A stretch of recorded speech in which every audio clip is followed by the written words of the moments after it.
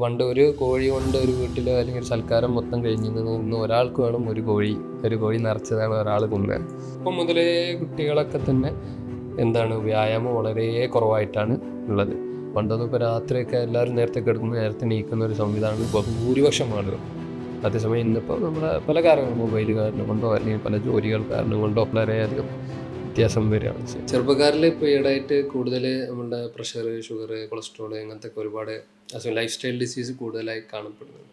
അപ്പോൾ അതിന് പ്രധാനമായിട്ട് പറയാൻ പറ്റുന്ന കാരണങ്ങൾ ഒന്ന് നമ്മുടെ വ്യായാമത്തിൻ്റെ കുറവാണ്. പണ്ട് കാലത്തൊക്കെ ഒരു 50 കൊല്ലങ്ങളിലൊക്കെയാണ് ഇപ്പോൾ സ്കൂളിൽ പോകുമ്പോൾ പോലും ഒരു 5-10 കിലോമീറ്ററൊക്കെ നടന്നിരുന്ന നമ്മുടെ വല്യപ്പാർ ഉമ്മാരുടെ അല്ലെങ്കിൽ നമ്മുടെ വാപ്പാരുടെ ഒക്കെ കാലമായപ്പോഴേക്കും അതൊരു 5 കിലോമീറ്ററൊക്കെ ആയിട്ട് ചുരുങ്ങി.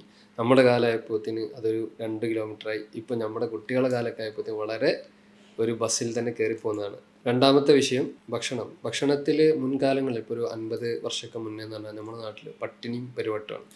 വളരെ കുറച്ച് ഭക്ഷണമേ ആളുകൾക്കുള്ളൂ. ഇന്ന് അതേസമയം പണ്ടിപ്പോൾ ഒരു കോഴി കൊണ്ട് ഒരു കുടുംബത്തിൽ എല്ലാവരും കഴിക്കുന്നുണ്ടായിരുന്നെങ്കിൽ ഇന്ന് ഒരാൾക്കൊരു കോഴി വേണ്ട അവസ്ഥയിലേക്ക് കാര്യങ്ങൾ എത്തിയിരിക്കുകയാണ്.